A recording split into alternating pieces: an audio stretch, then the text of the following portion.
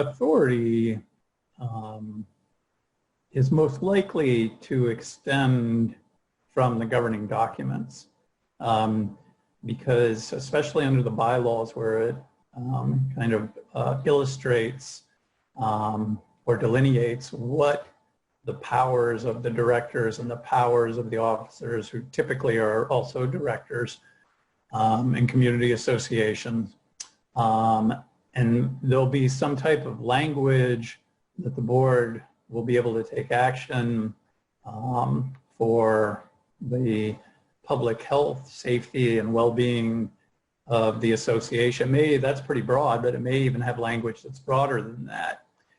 If the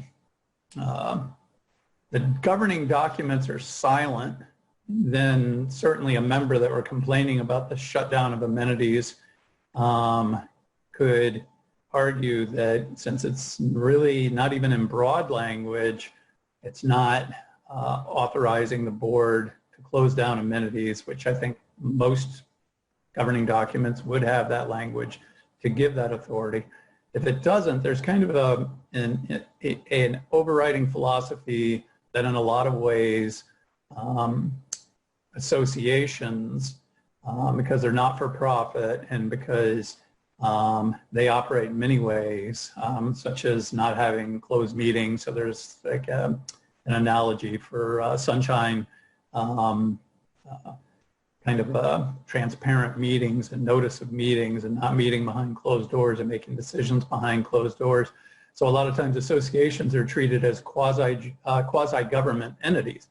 And because they're treated as quasi-government entities, there's this philosophy that the governing body, which would be the board of directors of an association, is allowed to make decisions when the public health, safety, and well-being of the members of the community are at risk. They can make those decisions. Now, having said that, so that is a specific technical answer to the question that you asked. But having said that, the other issue that kind of coincides with it is that even though they may have that authority, then what is the remedy of the members? Is the remedy of the members just to continue to go ahead and pay assessments when they're not getting the full use of the amenities? Well, there's a long line of case law that states that you cannot stop paying your assessments as a member of the association strictly because of the fact that amenities may be closed down, especially on a temporary basis. The problem, though, that we have, which extends a lot of the problems with COVID-19, or these are gray areas, and it's a novel kind of situation that we have here. The issue that we have is that you have so many different authorities and so much different data coming out that it is very difficult for any governing agency to sit there and say, okay, this is when we should close, this is when we should reopen. And then you get boards that listen to authorities that may or may not have their best interest at heart. I've seen scenarios where boards have listened to their insurer who goes, wait a second, you're not going to be insured for any of this if somebody gets it. And of course, a lot of board members will listen to the insurer, but you know, the flip side of that is the insurer has a vested interest in eliminating risk and still collecting their premiums. So why would you even want to risk, even if you say, well, you know, we're not going to cover that.